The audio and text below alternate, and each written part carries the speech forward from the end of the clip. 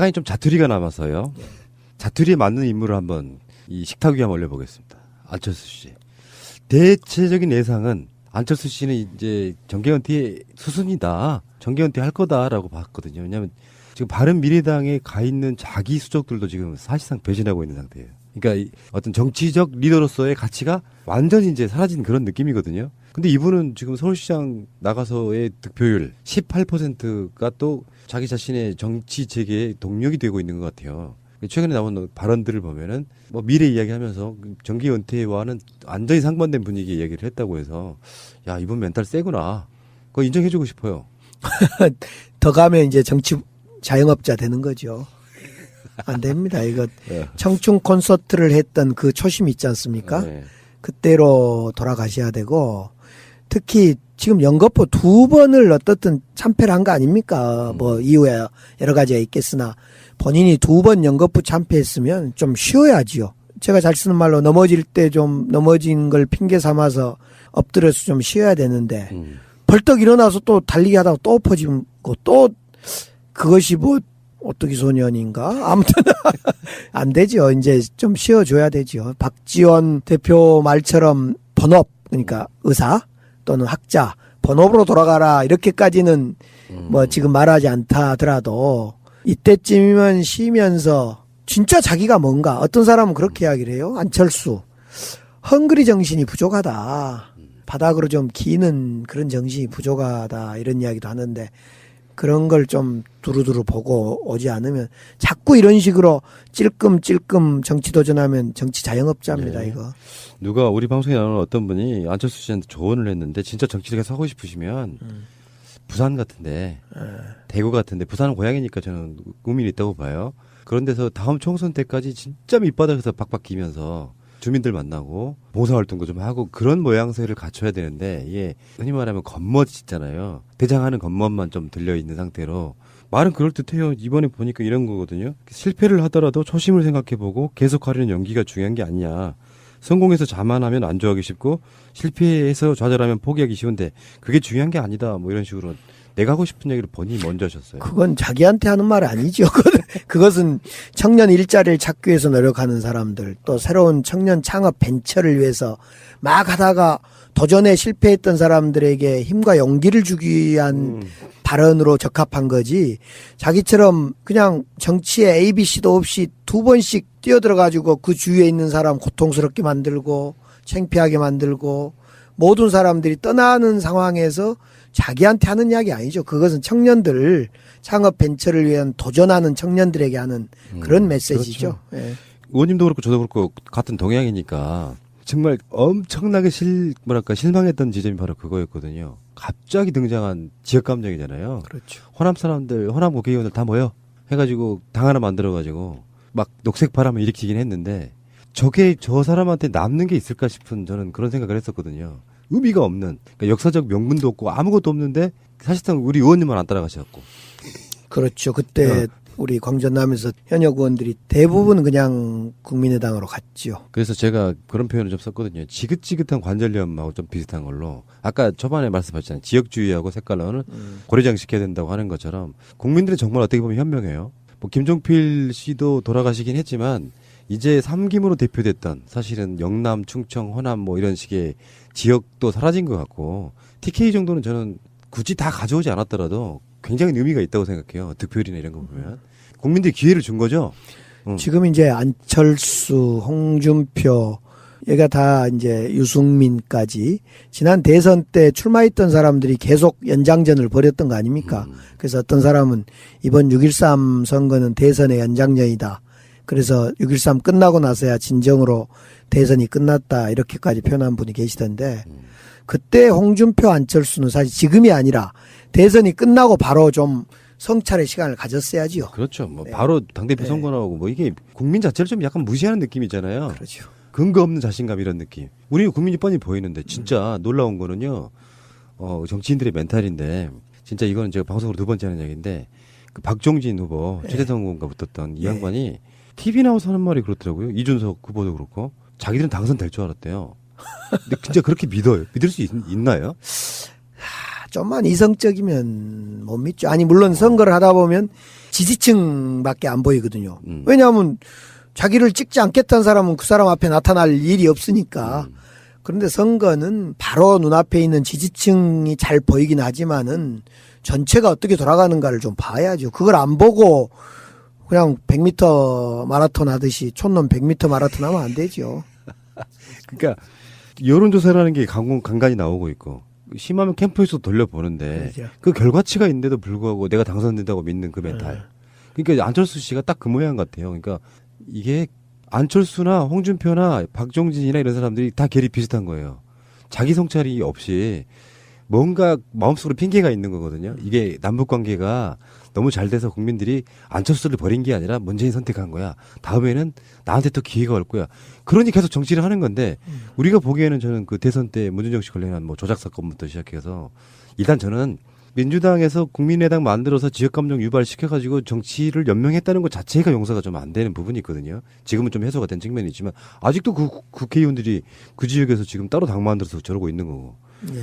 그러니까 그런 정도의 마인드 갖고 있는 사람이 또 대선 나가가지고 새정치라고 하는 걸 전혀 못 보여준 상태로 지방선거 뭐 이 과정을 거치다 보니까 이게 정치인이라는 게 이런 거, 저는 뭐 의원님하고 이렇게 방송하는 사이이긴 하지만 저 양반 국회 들어가면 뭔가 더 좋은 정치 할 거야. 이런 기대 심리가 있는데 안철수는 선거에 나오고 떨어지고 를 반복하면서 저 사람 좀 정치권에서 안 봤으면 좋겠다. 네. 그런 스트레스가 쌓이는 인물이 되기 시작했어요. 그렇죠. 지금 초기에 그 청청 콘서트를 진행했던 전국의 그래 청년들한테 우상이었던 안철수 모습은 이제 사라졌고 기현이 뭘 해보겠다는 어떤 억척스러운 정치 자영업자의 모습만 보이는 거죠 지금. 돈이 많으니까 의원님하고 좀 입장이 다르죠. 자기 돈 안 쓴다 그러던데. 아니 그래도. 어쨌든 간에 이제 아무 돈이 안 들어오면은 결국은 자기 돈 이제 헐어 써야 되는데 약 2천억 정도 있어요. 지금 의원님 뭐 아파트 그거 몇 억짜리하고는 비교가 안 됩니다. 아파트 2억 5천. 그렇게 진작에 받으시면 어떡해요? 그런데 그런 거 제가 최근에 몰랐는데 안철수 후보를 뭐 꼭 특정하지 않습니다만은 주식을 많이 가지고 있는 사람들은 이렇게 선거에 나오면요 그 주식이 뜬다 그러네요. 오른다 그러네요.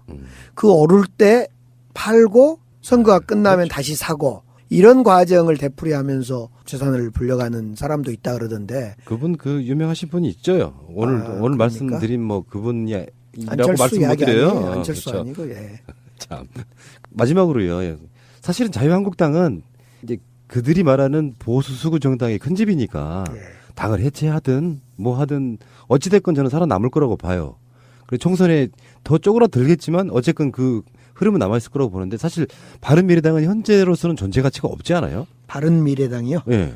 민주평화당이나 바른미래당이나 지금 모두 마찬가지 상황인 것 같은데요. 그래서 지금 이제 국회가 의석수를 가지고 뭐 의석수가 중요하진 않는데 그래도 과반 의석이라는 것이 여전히 국회에서는 중요하기 때문에 이제 뭐 이름을 뭐라고 붙이든 150석을 넘기는 의석을 만들자, 156석 의석을 만들자 그래서 민주평화연대를 하자 또는 무슨 개혁연대를 하자 이러고 있는데 여전히 바른미래당, 민주평화당 무소속 여기는 우리와 함께 이번 정기국회 9월부터 시작된 정기국회에서 점수를 내고 경제정책, 민생 경제정책의 문제를 좀 고리를 풀어갈 든든한 우군인 건 분명한 것 같아요.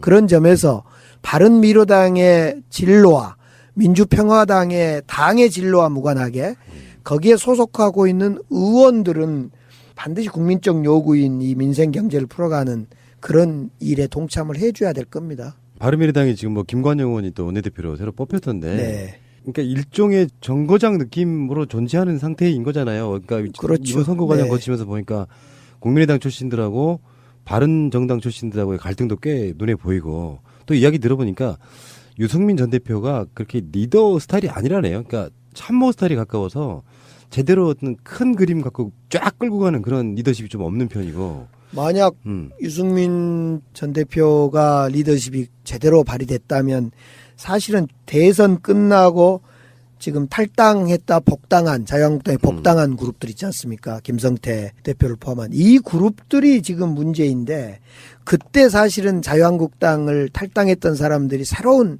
어떤 주체로 보수의 주체로 당시에 만들어졌어야 되는데 그걸 포기하고 다시 이제 자유한국당으로 들어갔잖아요. 자유한국당으로 들어가면서 이제 요즘에 다시 이제 문제가 불거지는데 유승민 당시에 대표를 중심으로 해서 새로운 보수의 재구성이 있을 법 하다가 지금 그렇죠. 안 돼버렸죠. 유승민의 그런 스타일에 대한 약점이 있었기 때문에 홍준표가 계속 넘어오라고 하면서 그쪽이 사실 무너져 버린. 그렇죠. 근데 만약에 바른정당이 이 상태에서 더 세를 불려가지고 보수 세력의 대안으로서 만약에 자리매김을 했다면 지방선거 결과는 좀 달랐을 수도 있잖아요. 그렇죠. 자유한국당의 새로운 중심이 만들어지고 건강하게 탈바꿈 된다는 전제에서 그렇게 되면 유승민 바른미래당의 선택은 여러 가지 여러 가지 선택지가 여러 가지가 있을 거라고 보여집니다. 그래도 현실적으로 사실상 27석 그리고 법적으로는 30석 정도 갖고 있는 정당이기 때문에 이 정당이 어떻게 하느냐에 따라서 좀 그러니까 네.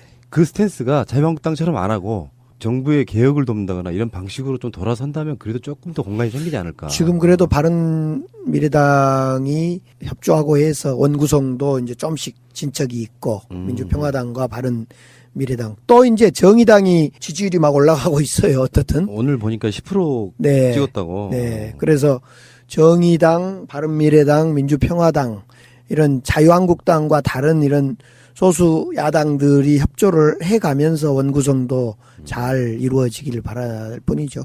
알겠습니다.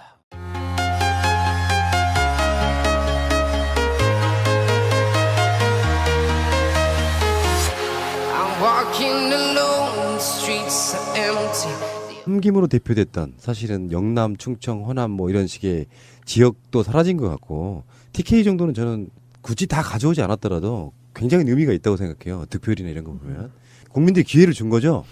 지금 이제 안철수, 홍준표, 얘가 다 이제 유승민까지 지난 대선 때 출마했던 사람들이 계속 연장전을 벌였던 거 아닙니까? 그래서 어떤 사람은 이번 6.13 선거는 대선의 연장전이다.